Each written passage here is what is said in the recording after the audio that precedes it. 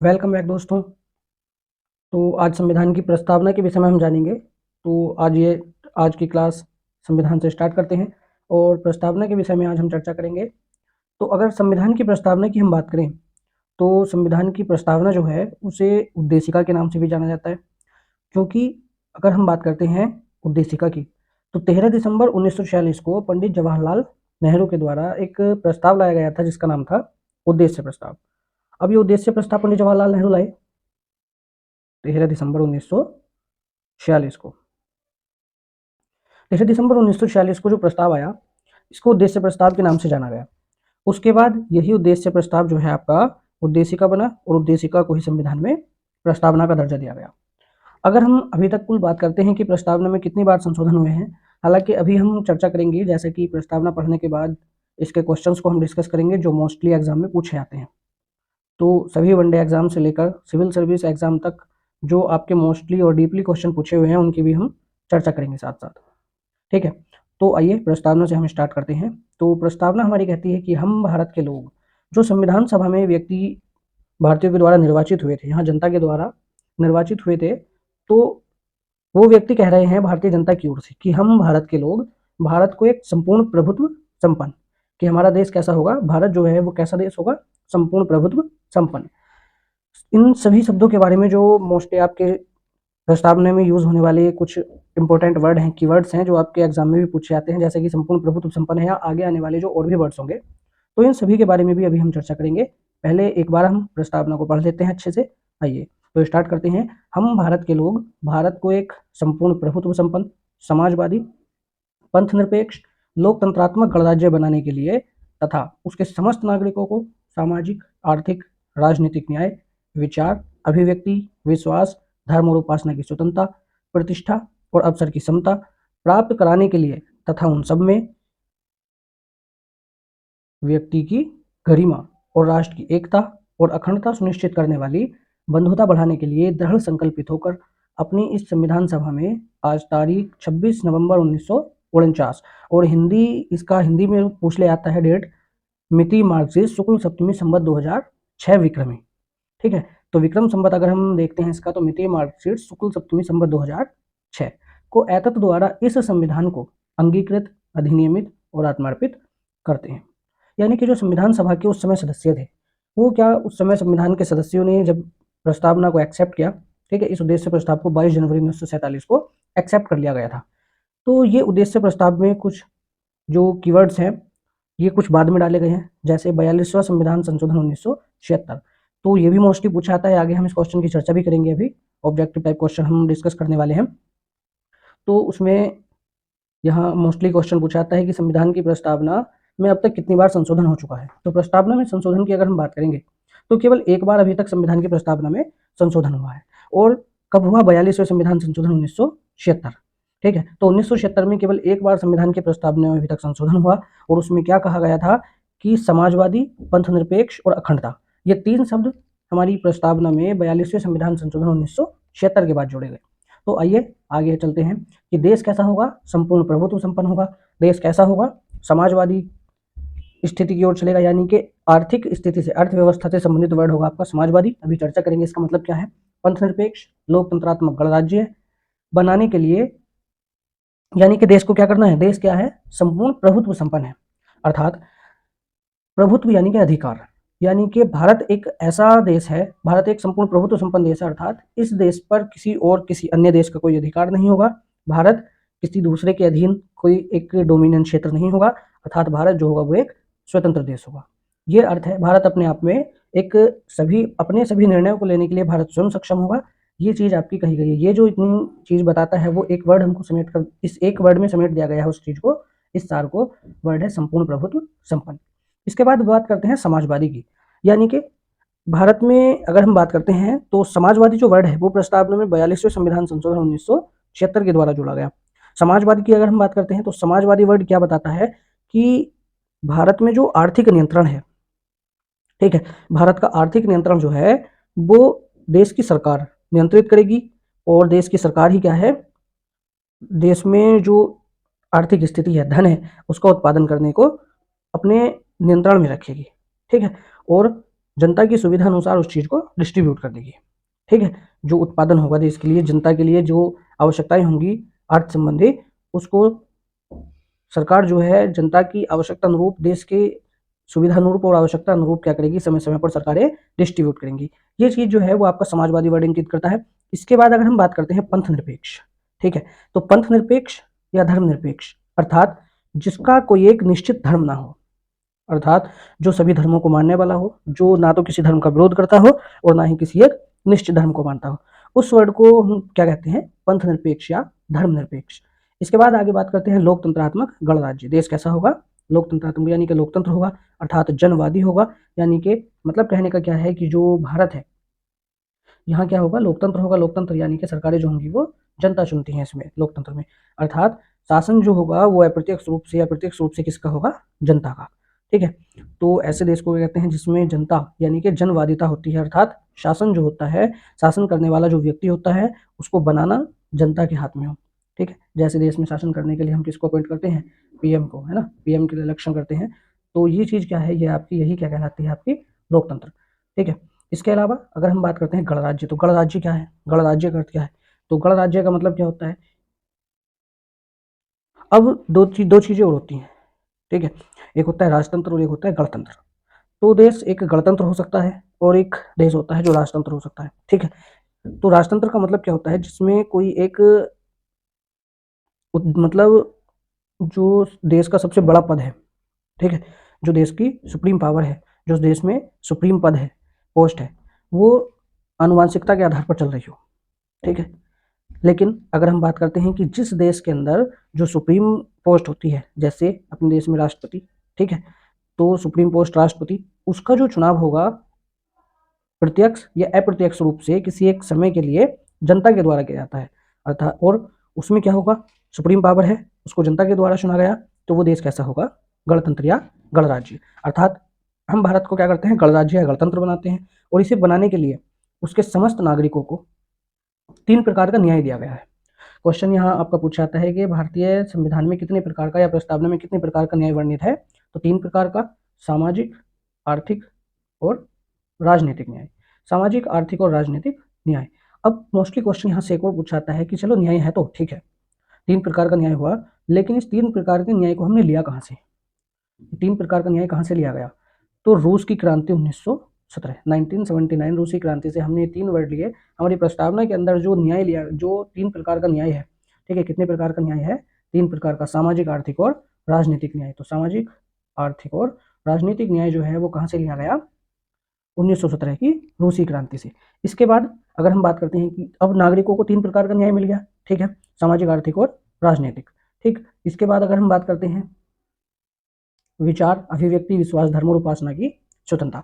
अब क्वेश्चन आता है कि आपका भारत में जो संविधान है, संविधान के अनुसार या प्रस्तावना के अनुसार भारतीयों को कितने प्रकार की स्वतंत्रता दी गई है, तो भारतीयों को 5 प्रकार की स्वतंत्रता है, विचार, अभिव्यक्ति, विश्वास, धर्म और उपासना की स्वतंत्रता। यानी कि भारतीयों को नहीं, अर्थात भारतीय संविधान के अनुसार सामान्य व्यक्ति को, आम नागरिक को कौन सी कितने प्रकार की स्वतंत्रता दी गई है, तो 5 प्रकार की। और ये 5 स्वतंत्रताएं कौन कौन सी हैं, आपका विचार, अभिव्यक्ति, विश्वास, धर्म और उपासना की स्वतंत्रता। ये 5 प्रकार की स्वतंत्रता हमारे प्रस्तावना के अंदर वर्णित है।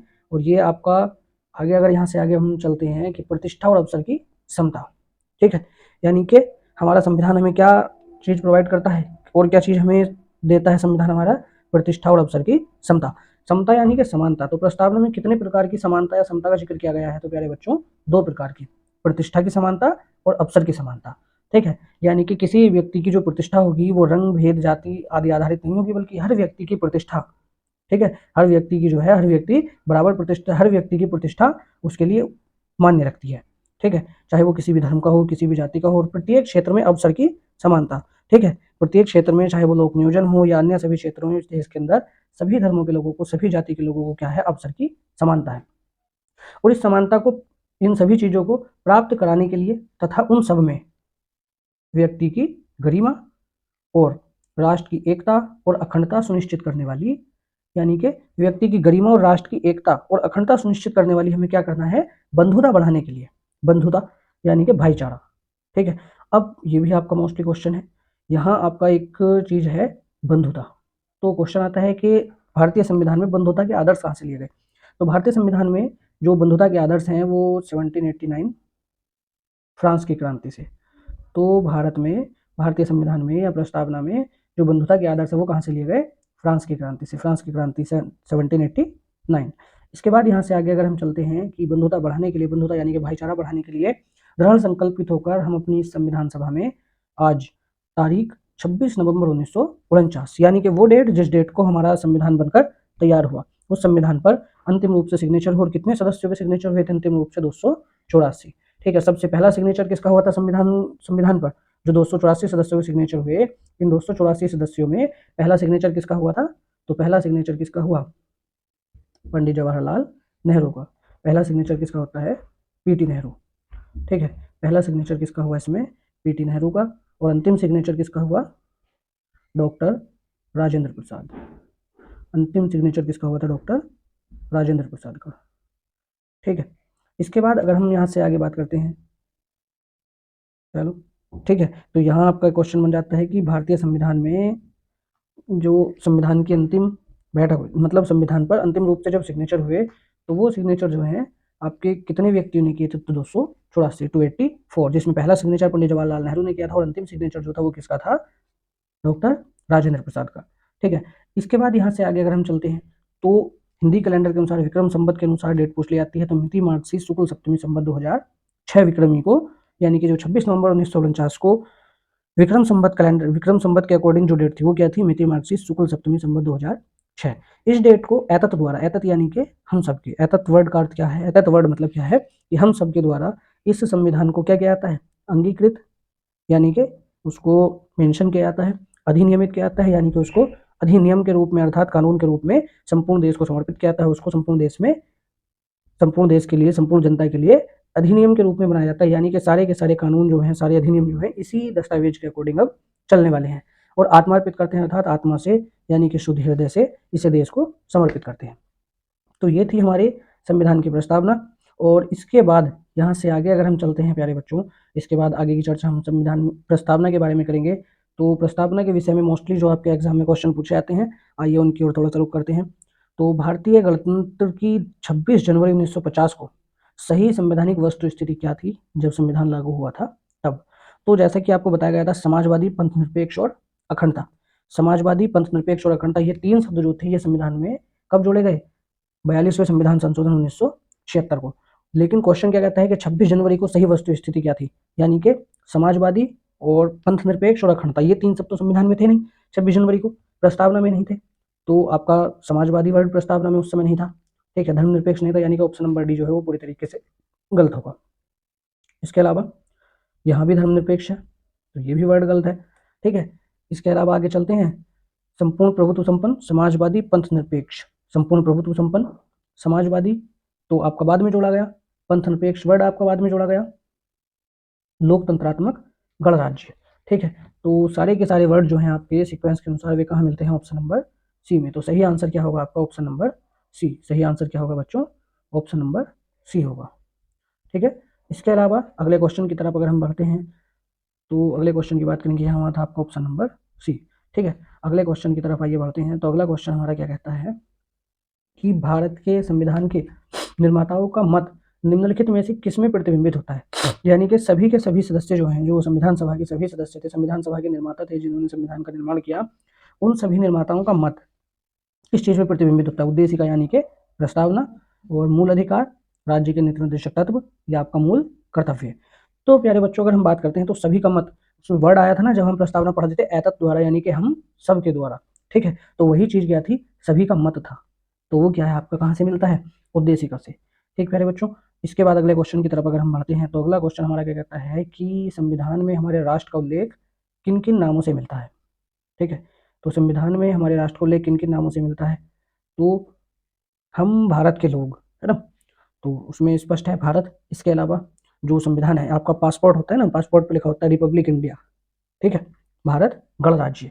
ठीक, तो इंग्लिश में जो नाम मेंशन किया गया है वो इंडिया, और भारत आपका हिंदी मेंशन किया हुआ नाम है, यानी कि भारत और इंडिया के नाम से जो है वो आपका संविधान में दो वर्ड यूज किए गए हैं भारत के लिए। इसके अलावा यहाँ से आगे हम चर्चा करते हैं किसकी? कि भारतीय संविधान की प्रस्तावना के सिलसिले में निम्नलिखित में कौन सा क्रम सही है। तो अगर हम क्रमानुसार बात करते हैं तो सबसे पहले एक बार फिर दोबारा से प्रस्तावना हम पढ़ेंगे। देखो सभी क्वेश्चन जो है बच्चों वो प्रस्तावना के अंदर से ही बने हुए हैं, बहुत मोस्टली पार्ट है। सबसे पहला पार्ट मोस्टली पार्ट जो है वो हमारा प्रस्तावना है, और जैसा कि हमने देखा देखो अभी कि सारे के सारे क्वेश्चन जो है प्रस्तावना के अंदर से पूछे गए हैं, इसलिए सभी को प्रस्तावना कंठस्थ याद होनी चाहिए। ठीक है, तो आइए अगले क्वेश्चन की तरफ बढ़ते हैं कि भारतीय संविधान की प्रस्तावना के सिलसिले में निम्नलिखित में से कौन सा क्रम सही है। तो एक बार फिर दोबारा से हम प्रस्तावना दोहराएंगे। हम भारत के लोग भारत को एक संपूर्ण प्रभुत्व संपन्न यानी कि संपूर्ण सत्ता संपन्न। ठीक है, तो ऑप्शन नंबर ए तो यहाँ से कट जाता है, ऑप्शन नंबर ए जो है वो कट हो गया, क्योंकि सार्वभौम सत्ता संपन्न जो वर्ड है वो लास्ट में दिया हुआ है, हमें क्रम से लगाना, यानी कि अब ये तीन ऑप्शन बच जाते हैं हमारे पास। संपूर्ण प्रभुत्व संपन्न, समाजवादी, अब इसमें समाजवादी वर्ड लास्ट में होगा तो ऑप्शन नंबर सी भी कट गया। समाजवादी, पंथ निरपेक्ष या धर्म निरपेक्ष। ठीक है, तो आपका कौन सा हुआ, ऑप्शन नंबर डी, धर्मनिरपेक्ष या पंथ निरपेक्ष, लोकतंत्रात्मक या जनवादी। ठीक है, जनवादिता वर्ड बताया था ना उस समय, लोकतंत्र या जनवादिता जो शब्द है वो एक ही चीज को इंगित करता है। ठीक है, लोकतंत्रात्मक गणराज्य यानी कि गणतंत्र, अर्थात पूरे का पूरा सीक्वेंस जो है वो कहाँ मिलता है हमें, ऑप्शन नंबर डी में, अर्थात सही आंसर क्या होगा, ऑप्शन नंबर डी। इसके अलावा अगले क्वेश्चन की तरफ चलेंगे तो नेक्स्ट क्वेश्चन क्या कहता है कि भारतीय संविधान की प्रस्तावना में समाजवादी शब्द संशोधन के तहत जोड़ा गया, यानी कि कौन सा संविधान संशोधन था। तो अगर संविधान संशोधन की हम बात करेंगे तो कौन सा संविधान संशोधन था, 42वां संविधान संशोधन 1976, 42वें संविधान संशोधन 1976 के तहत, कब, 1976, इसमें क्या जोड़ा गया था, समाजवादी शब्द। इसके अलावा 1976 सॉरी, ठीक है, समाजवादी, पंथ निरपेक्ष और अखंडता, कौन कौन से शब्द जोड़े गए थे, समाजवादी, पंथ निरपेक्ष और अखंडता, समाजवादी, पंथ निरपेक्ष और अखंडता। ठीक है, ये हमारे तीन शब्द इसमें जोड़े गए थे। इसके अलावा अगले क्वेश्चन की तरफ हम बढ़ते हैं तो अगला क्वेश्चन हमारा क्या कहता है कि निम्नलिखित में से कौन भारत को धर्मनिरपेक्ष राज्य वर्णित करता है। तो भारत धर्मनिरपेक्ष राष्ट्र है, धर्मनिरपेक्ष राज्य है। देखो संविधान में जो राज्य वर्ड कहा गया है, वो राज्य जो वर्ड है वो संपूर्ण देश को इंगित करता है, यानी कि इस राष्ट्र के लिए राज्य वर्ड का यूज हुआ है, तो धर्मनिरपेक्ष राज्य वर्णित करता है। धर्मनिरपेक्षता वाली जो बात आई है वो कहाँ है, अभी हमने पढ़ा था संविधान की प्रस्तावना में। ठीक है, इसके अलावा अगले क्वेश्चन की तरफ हम बढ़ते हैं कि निम्नलिखित शब्दों में से कौन सा शब्द सन 1975 में भारतीय संविधान की प्रस्तावना में सम्मिलित नहीं था। तो प्यारे बच्चों, हमें पता है कि प्रस्तावना में केवल एक ही बार संशोधन हुआ है, कब, 42वां संविधान संशोधन 1976, और 1976 में हमने क्या जोड़ा था, वो चीज हमें बहुत अच्छे से ध्यान है, क्या जोड़ा था हमने, समाजवादी, पंथ निरपेक्ष और अखंडता, तीन शब्द हमने जोड़े थे। कौन कौन से, समाजवादी, पंथ निरपेक्ष और अखंडता। तो कौन सा शब्द इसमें नहीं है, अखंडता नहीं होगा। ठीक है, क्योंकि अखंडता शब्द जो आया था वो कब आया, 1976 में। ठीक है, इसके अलावा अगले क्वेश्चन की तरफ अगर हम बढ़ेंगे तो प्यारे बच्चों अगला क्वेश्चन क्या कहता है कि भारतीय संविधान की उद्देशिका में संशोधन किया गया था, कब संशोधन किया गया था, 42वां संविधान संशोधन 1976 के द्वारा। ठीक, अगले क्वेश्चन की तरफ बढ़ेंगे, 26 नवंबर 1949 को अंगीकृत भारतीय संविधान की प्रस्तावना में शब्द सम्मिलित नहीं थे। तो कौन कौन से शब्द सम्मिलित नहीं थे, समाजवादी, पंथ निरपेक्ष और अखंडता, यानी कि फर्स्ट, सेकंड और थर्ड, ऑप्शन नंबर ए। तो कौन सा ऑप्शन सही हो जाएगा, फर्स्ट, सेकंड और थर्ड, यानी कि ऑप्शन नंबर ए। ठीक है, इसके अलावा आगे हम बढ़ते हैं कि भारतीय संविधान की प्रस्तावना में किस स्वतंत्रता का वर्णन नहीं है। तो 5 प्रकार की स्वतंत्रता हमने पढ़ी थी कि भारतीय संविधान की जो प्रस्तावना है वो हमें कितने प्रकार की स्वतंत्रता देती है, 5 प्रकार की। ठीक है, उस 5 प्रकार की स्वतंत्रता में हमारे पास कौन कौन सी स्वतंत्रता थी, 5 प्रकार की स्वतंत्रता, विचार, अभिव्यक्ति, विश्वास, धर्म और उपासना की स्वतंत्रता, विचार, अभिव्यक्ति, विश्वास, धर्म और उपासना की स्वतंत्रता। ठीक है, इसके अलावा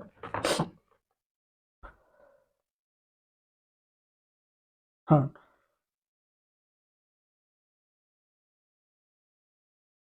तो विचार की स्वतंत्रता है।